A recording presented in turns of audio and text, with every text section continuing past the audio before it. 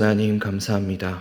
우리가 주님 앞에 나와 함께 주님의 말씀을 나누며 주님의 뜻을 구하며 주님을 바라보기를 원합니다. 하나님 우리에게 말씀하여 주시고 우리가 주님의 뜻을 깨달아 이 세상을 살아가는 데 있어서 주님을 사랑하고 주님을 닮아가는 그런 주님의 은혜의 백성들이 될 수 있도록 주님 인도하여 주시옵소서. 말씀을 전하는 자나 듣는 자나 주님의 은혜가 함께하게 하여 주시고 주님의 뜻을 바로 깨달아 그 믿음대로 살아가는 우리 모든 심령들 될 수 있도록 주님 인도하여 주시옵소서. 살아계신 예수 그리스도 이름으로 기도합니다. 아멘. 네, 한 16년에서 17년 전 저의 이야기입니다.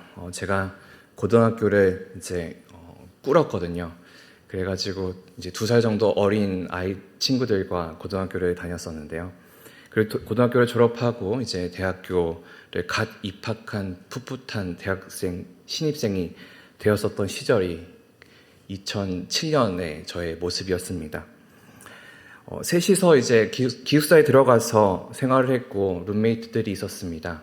셋이서 한 집을 쓰는데 콘도처럼 이렇게 각자가 방이 하나씩 있고 그리고 거기에 부엌이 있고 거실이 있고 화장실이 있는 그런 방이었습니다. 그래서 공용 공간을 함께 공유하고 그리고 각자의 방이 자그마한 방에 이제 약간 고시원보다는 조금 더 큰 방으로 그렇게 생활을 했었던 기억이 있습니다.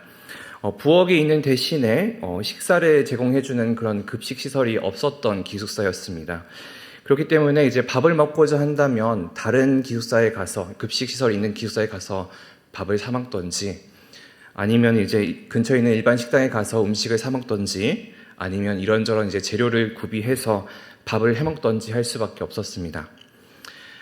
사 먹는 식사들이 이제 물리게 되잖아요. 그래도 다들 양식이었어가지고 이제 한식이 먹고 싶어서 어떻게든 한국밥을 먹어야겠다라고 이제 생각을 하고 이제 같이 룸메이트들과 함께 마트를 가서 이런저런 채소도 사고 햄도 사고 소세지도 사고 계란도 사고 쌀도 사고 했었습니다. 그리고 또 이제 가장 필요해 보이는 아무것도 없으니까 후라이팬도 사고 라면 같은 걸 끓여 먹으려면 필요한 냄비도 샀습니다. 기숙사 생활 초창기에는 전기밥솥도 또 이제 압력밥솥도 없었기 때문에 저는 이제 룸메이트들과 냄비밥을 해 먹었습니다. 늘 부모님이 계시던 집에는 전기밥솥이 있든지 압력밥솥이 있었기 때문에 그걸 어떻게 사용하는지에 대해서 잘 숙지가 되어 있었던 반면에 이제 이 냄비밥은 물을 얼마나 넣어야 되는지, 불을 어떻게 조절을 해야 되는지, 또 불을 했다가 줄였다가 기다렸다가 불을 껐다가 또 뜸을 들이고 하는 그런 것들에 대해서 이제 전혀 개념이 없었던 것이죠. 그래서 얼마나 뜸을 들여야 되는지 모르는 그런 지식들이 저희에게 있었습니다. 때로는 이제 탄내가 날 때까지 밥을 끓이다가 이제 태워 먹기도 하고 다 된 밥이 너무 수분기가 없어서 물을 넣었다가 물밥이 되기도 하고 때로는 죽밥이 되기도 하고 반대로 물을 많이 넣었는데 익지도 않아가지고 축축하면서 입에서 도는 그런 밥을 먹기도 했었습니다. 그렇게 이제 몇 달이 지나고 나니까 이 냄비밥에 대한 달인이 되었던 것이죠. 근데 그 달인이 되었던 무렵에 룸메이트 중에 한 명이 전기밥솥을 사왔습니다. 이제 되게 싸구려였습니다. 그래서 이제 켜는 버튼 하나 있는 거 아시죠? 거기인데 이제 중국제여가지고 지금 우리가 밥솥을 이렇게 닫았다 열었다 하지만 걔는 이제 뚜껑을 이렇게 여는 거 하나밖에 없었던 그런 밥솥이었지만 우리는 너무나 행복했습니다. 더 이상 불 조절을 할 필요도 없었고 내가 밥을 태워 먹을까 하는 그런 걱정도 할 필요가 없었고요. 그리고 이 시간에 대해서 이제 매여 있을 필요가 없었기 때문이죠. 그냥 눌러놓고 기다리면 언젠간 밥이 되고 그 밥이 되었을 때 반찬을 구비해서 먹으면 되는 게 이 전기밥솥이 가지고 있는 가장 편한 목적이잖아요. 누룽지를 못 먹게 되고 또 너무 싸구려였기 때문에 밥맛이 없었지만 그것이 중요한 것이 아니었습니다. 쌀을 올려놓고 버튼을 누르고 한참 있다가 탕 소리가 나면 이제 먹을 수 있는 밥. 보온을 해놓으면은 밥이 다 말라 비틀어지고 또 이상한 냄새가 나게 되지만 그 남자애들이 여럿이서 먹으면 한 번에 어차피 다 먹을 수 있는 그런 양이었기 때문에 어차피 그것도 중요하지 않았습니다. 생각만 해도 너무나 행복했었죠. 이제 편하게 밥을 해 먹을 수 있겠구나. 이 밥솥의 주인인 친구가 와서 자기가 밥을 짓겠다고 했습니다. 자기가 계시를 하겠다 이거였죠. 그래서 저희는 이제 반찬에 사놓은 것과 여러 가지 준비를 해놓은 것들을 요리를 해서 그 밥과 함께 같이 먹으면 되겠다라고 생각했습니다. 그 밥솥을 산 친구는 이제 쌀을 씻어놓고 버튼을 눌렀죠. 그리고 저는 이제 아껴두었던 그 간편 북엇국을 꺼냈습니다. 이제 물과 같이 끓이면 이제 MSG 맛이 잘 나고 해서 참 맛있는 그런 국이 있잖아요. 그래서 이제 저희는 기다리기만 하면 될 뿐이었습니다. 이제 소리가 탕 나고 밥이 다 지어졌다는 소리가 난 거죠. 그리고 이제 5분 정도 뜸을 들이면 이제 먹으면 되는 그런 상황이 되었습니다. 그동안 스팸을 꺼내서 굽고 계란도 부쳤습니다. 다들 이제 식탁에 둘러앉아서 밥을 먹을 준비를 하는데 밥을 딱 풀려고 하니까 소리가 이상한 거예요. 토도토도토도. 투명하고 하얀 빛이 나야 될 그 쌀에 색깔이 그냥 하얗기만 했습니다. 무슨 일이었을까요? 그 친구가 밥솥에 물을 넣지 않고 밥솥에 취사 단추를 눌렀던 것이죠. 아니 어떻게 이렇게 할 수가 있느냐라고 물었더니 당연히 부엌 옆에 있는 가전제품이니까 물이 자동적으로 나올 거라고 생각을 했다고 하더라고요. 아니 18살, 19살, 20살 먹은 그 다 큰 성인이 전기밥솥에 밥을 한 번도 지어본 적이 없는 건가? 라고 충격을 먹었던 시절이었습니다. 아, 이렇게 정말 간단한 것도 모를 수가 있구나. 관심이 없다면 그럴 수도 있구나 라는 그런 생각을 했습니다. 자취에도 자립에도 밥을 해먹는 것에서도 연습이 필요한 것이죠. 미리 보고 체험하고 연습해 봐야 그래야 제대로 해낼 수 있게 되는 것입니다. 이렇게 때로는 너무나 쉬워 보이는 일도 누군가 먼저 앞서서 가르쳐주지 않는다면, 누군가 시범을 보여주지 않는다면 제대로 해내지 못하는 일들이 종종 있습니다. 전기밥솥에 밥을 짓는 일도 혼자 자립하여 살아나가는 것도 마찬가지죠. 그런데 믿음의 삶을 살아가기 위해서는 다른 이들을 의지하지 않는 그런 나만의 신앙을 가지기 위해서는 어떤 준비와 연습이 필요하게 될까요? 오늘 본문인 여호수아 3장 전반절을 통해서 함께 나누어 보기를 원합니다. 여호수아 3장의 말씀은 이제 약속의 땅 가나안으로 가는 그 마지막 관문에 있는 그러한 내용입니다. 눈앞에 있는 강 요단강을 건너기만 하면 이제 하나님이 약속하신 그 땅이 나타나게 되는 것이죠. 모세가 이끌어서 애굽에서 떠난 이스라엘 백성들에게 40년이라는 세월이 지났고 그 민족에게는 리더십의 교체가 있었습니다. 신명기 34장 9절인데요. 모세가 눈의 아들 여호수아에게 안수하였으므로 그에게 지혜의 영이 충만하니 이스라엘 자손이 여호와께서 모세에게 명령하신 대로 여호수아 말에 순종하였더라. 하지만 모세의 100%가 모세가 가지고 있던 능력이나 그런 모습들의 100%가 여호수아에게 간 것은 아니었습니다. 시대도 달랐고요. 백성들의 모습도 달라졌고요. 그리고 이스라엘 백성들이 처한 상황도 달라졌기 때문이죠. 신명기 34장 10절에서 12절을 보면 이렇게 되어 있습니다. 그 후에는 이스라엘에 모세와 같은 선지자가 일어나지 못하였나니 모세는 여호와께서 대면하여 아시던 자요 여호와께서 그를 애굽 땅에 보내사 바로와 그의 모든 신하와 그의 온 땅의 모든 이적과 기사와 모든 큰 권능과 위엄을 행하게 하심에 온 이스라엘 목전에서 그것을 행한 자이더라. 여호수아는 모세의 후계자이며 하나님이 주신 그 지혜의 영을 충만히 가진 사람이었지만 하나님이 세워준 그 리더십이었지만 모세만큼의 능력이 있었던 것은 아닌 것으로 보여집니다. 왜냐? 말씀에서 모세와 같은 사람이 없었다 이야기하기 때문이죠. 하지만 하나님께서는 그를 세우시고 인정토록 하셨습니다. 그리고 그 방법에 있어서 나타나는 것이 오늘의 본문이죠. 3일간의 여리고성 정탐을 마친 여호수아와 이스라엘 백성은 이제 요단강 앞에 서게 되었습니다. 라합을 통해서 여리고의 정세를 파악했던 그들은 이제 요단을 건너서 그들과 싸워 정복할 일만 남았었습니다. 이제 하나님이 일을 하실 차례인 것이죠. 3일 후에 여호수아가 관리들에게 이렇게 이야기했습니다. 본문 3절 4절의 내용인데요. 당신들은 레위 사람 제사장들이 주 당신들 하나님의 언약궤에 들어서 매는 것을 보거든 진을 철수하며 제사장들의 뒤를 따르십시오. 이제 행진이 진행될 것이며 그 행진의 선두에는 여호와 하나님의 언약궤가 있게 될 것입니다. 너희는 그 언약궤의 인도하심에 따라 다만 2000규빗, 지금으로 치면은 한 900m 정도 뒤에 따라가라. 이 길은 너희가 가본 길이 아니기 때문이다. 하나님이 앞서 가신 그 길을 보고는 따라가라 라는 그 사실을 알려준 것이죠. 그리고 여호수아는 이렇게 이야기합니다. 5절인데요. 여호수아가 또 백성에게 이르되 너희는 자신을 성결하게 하라. 여호와께서 내일 너희 가운데 기이한 일을 행하시리라. 하나님께서 이스라엘 백성들에게 이야기하신 자신을 성결하게 하라라는 의미는 무엇일까요? 거룩하게 하는 것, 오염된 것과 부정한 모습에서 벗어나라는 것이죠. 모세의 시대에서도 이런 일들이 있었습니다. 출애굽기 19장 10절에서 11절의 말씀에 보면 이렇게 되어 있습니다.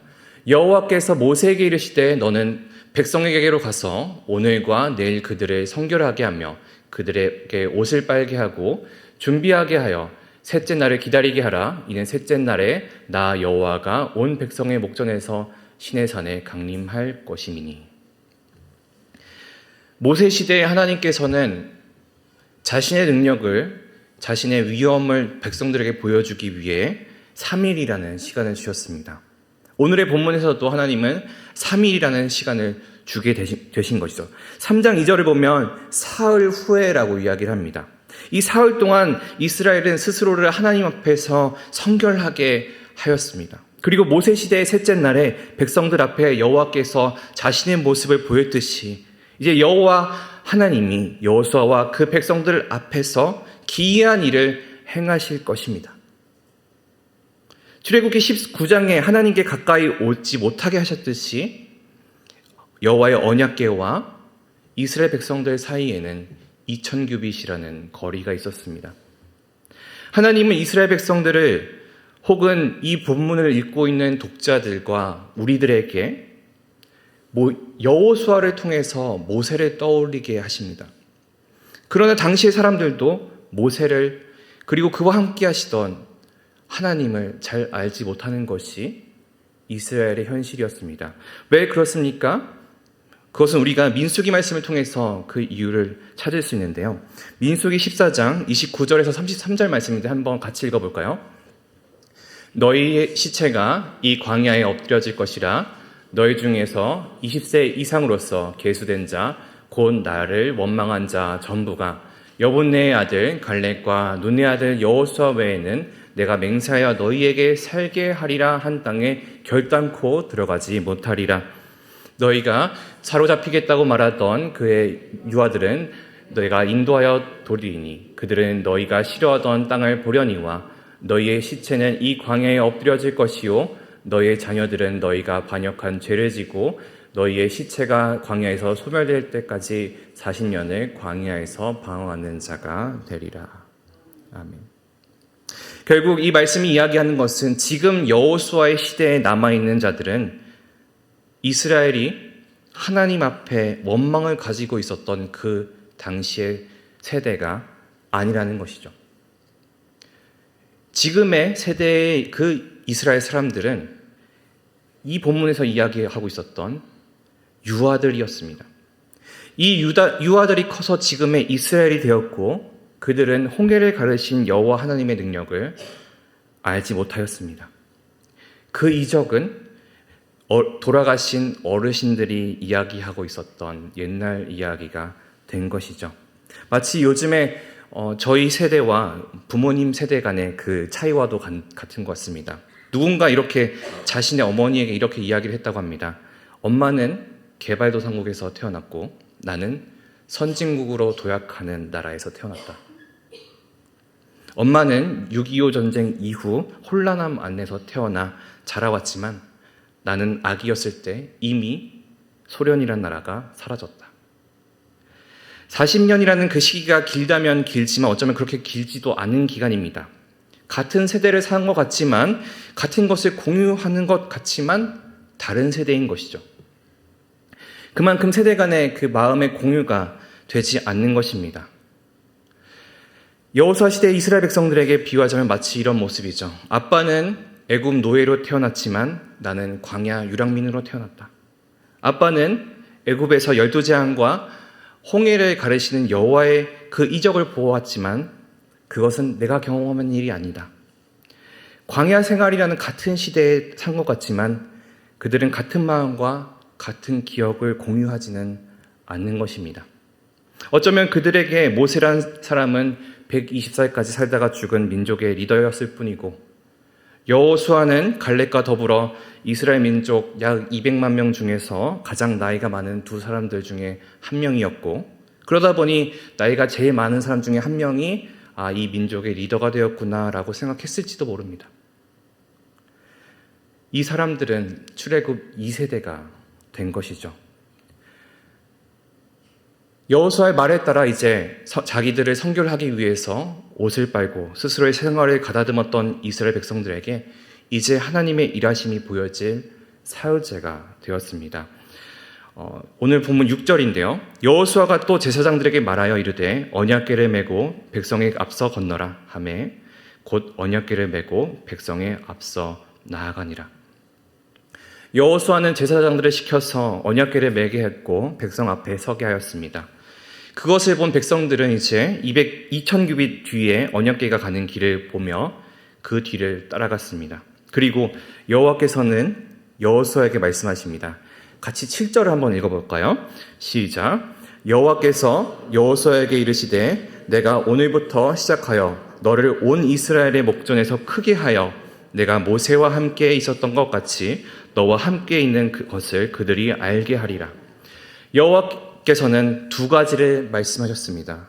하나는 여호와께서 오늘부터 그를 모든 이스라엘 사람들이 보는 앞에서 위대한 지도자로 세우실 것을 말씀하셨고요. 또 다른 하나는 하나님이 모세와 함께 있었던 것처럼 너와 함께 있다는 그 사실을 그들이 알게 하겠다라는 것이었습니다.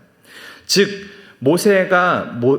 여호수아가 모세의 공식적인 후계자라는 것을 보여주고 또 여호와 하나님께서 그와 함께 동행하고 계시다라는 것을 백성들에게 보여주겠다라는 것이죠. 사실 이것은 하나님의 말씀도 그렇고 백성들의 간구에서도 그러한 모습들이 이미 있었던 것입니다. 여호수아 1장 5절 말씀인데요.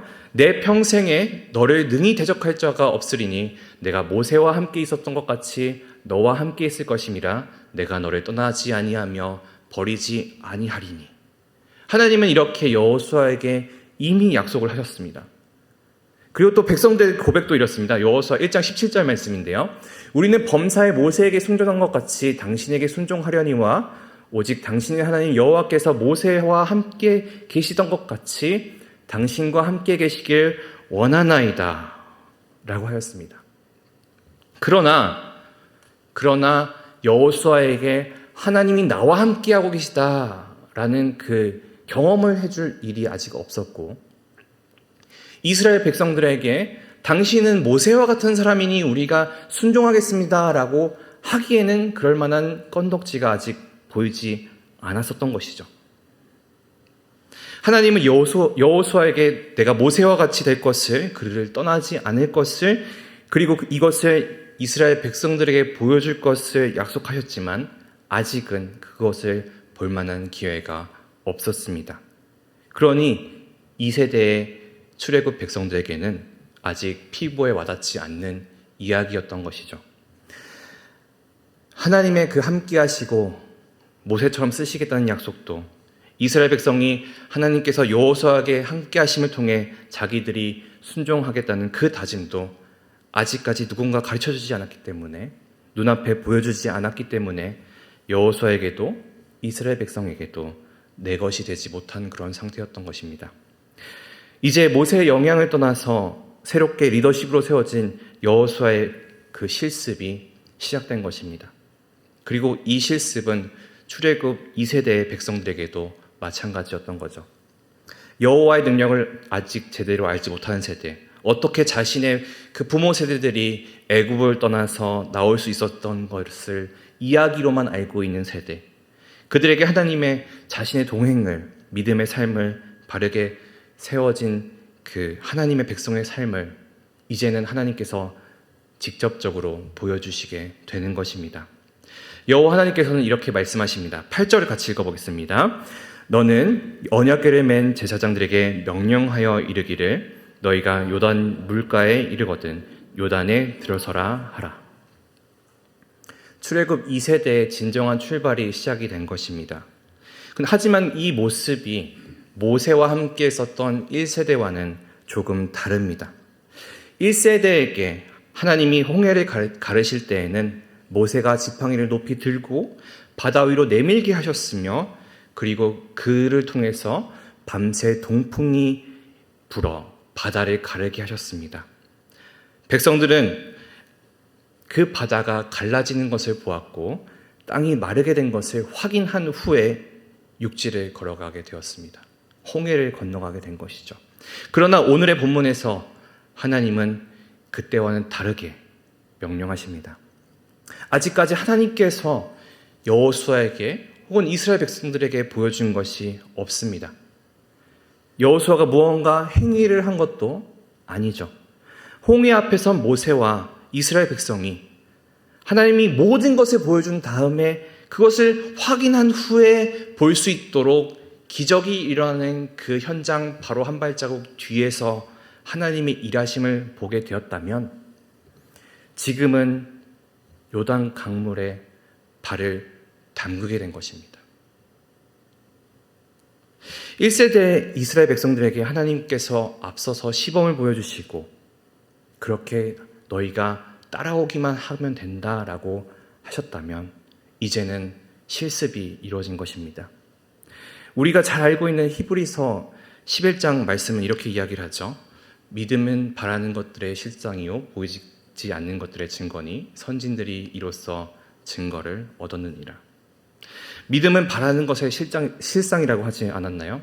그리고 그것이 증거가 되었다. 말씀은 이야기합니다. 모세가 함께 했었던 그 하나님을 통해서 여호수아와 그 백성들은 여호수아와 함께 하실 하나님을 바라볼 수 있게 되는 것입니다. 1세대 출애굽 백성들이 눈앞에 홍해가 갈라지는 것을 보고 그것을 가르신 하나님을 깨닫게 되었다면 이제는 그 같은 믿음을 가지고 발을 내디딜 때 일하실 하나님을 기대할 수 있게 되는 것입니다. 우리가 우리의 삶 안에서 바로 선 믿음을 갖기 위해서는 때로는 누군가의 그 시범과 실습도 필요한 것이죠. 성경 속에 나오는 인물들이나 역사 속에 많은 신앙의 선배들, 또 우리 옆에 있는 신앙의 선배들의 그 믿음의 삶을 보면서 이것이 믿음의 삶이구나라는 것을 우리가 배웠었다면 이제는 우리가 그 모습을 보고 우리의 삶 안에서 실습을 해야 될 때가 된 것입니다. 보아온 것이 있다면 이제는 발을 내딛는 훈련을 해야 될 시기입니다. 우리가 오늘의 삶을 살 때 이제는 믿음의 담대함을 가지고 요단강물에 발을 집어넣는 담대함이 그 삶의 실행함이 있어야 된다는 것이죠. 때때로 우리가 하나님의 그 인도하심을 간구할 때 우리는 출애굽 1세대처럼 모든 것을 내 눈앞에 먼저 보여주시기를 바랄 때가 있습니다. 내가 무언가 선택을 할 때 이 선택을 할 수밖에 없게 하나님이 인도하시기를 바라거나 무언가 정말 탄탄대로처럼 쫙 깔려져 있는 그 레드카펫을 걷게 하시는 듯한 하나님을 간구할 때가 너무나 많습니다. 그러나 한 번 하나님께서 그렇게 우리의 삶 안에 일하셨다면 이제는 우리가 그 믿음의 결단을 내려서 요단강에 발을 집어넣는 그런 훈련이, 연습이, 그 실행이 있어야 할 그 때가 다가오게 있다는 것을 우리가 알고 있어야 하는 것이죠. 비록 내 눈앞에 홍해가 갈라지는 것이 보이지 않을지라도 내가 요단강물에 발을 집어넣는 그 믿음을 하나님께서는 원하시기 때문입니다. 마치 예수의 부활을 믿지 못했던 도마를 꾸짖으시면서 예수님이 이야기하신 것처럼 우리가 보지 못하고 믿는 자들은 복되도다라고 하셨던 그 가르침대로 그런 내 눈앞에 보이는 하나님의 표징이 없더라도 우리의 삶 안에서는 믿음의 삶을 살아내는 그런 모습들이 나타나야 하는 것입니다. 그때 하나님은 여호수아에게 이야기하셨듯이 우리의 삶 안에서 하나님의 동행함을 보여주시고 그 능력을 우리의 삶에 보여주실 것이라 믿습니다. 우리에게 요단강에 발을 집어넣는 그 믿음, 그리고 그 인도하심을 따라 살아가는 우리 모든 성도들 되기를 소망합니다. 기도하시겠습니다. 살아계신 아버지 하나님 감사합니다. 우리의 삶 안에서 언제나 함께 하시고 인도자 되어주시는 주님을 우리가 간구하며 살아갑니다. 때로는 주님의 그 인도하심이 보이지 않아 나와 동행하시지 않는 것 같아 보이고 내가 홀로 남아있는 그런 외톨이처럼 보일지 모르지만 하나님께서는 언제나 함께 하시고 우리에게 믿음의 결단을 내려 우리가 먼저 주님의 일을 해 나아가는 그 믿음의 삶을 살아가길 원하신다는 것을 깨닫고 우리의 삶 안에 결단하며 요단강에 발을 집어넣는 믿음을 가질 수 있도록 주님 인도하여 주시옵소서. 우리가 연약하기에 주님의 표징을 바라며 주님의 먼저 일하심을 우리가 바랄 때가 너무나 많음을 고백합니다. 하지만 우리의 삶이 우리의 믿음의 선조들이 그리하였듯이 그 굳건한 마음을 가지고 온전히 우리의 삶 안에 일하실 아버지 하나님을 기대하며 살아갈 수 있도록 주님 인도하여 주시옵소서. 감사드리며 살아계신 예수 그리스도 이름으로 기도했습니다.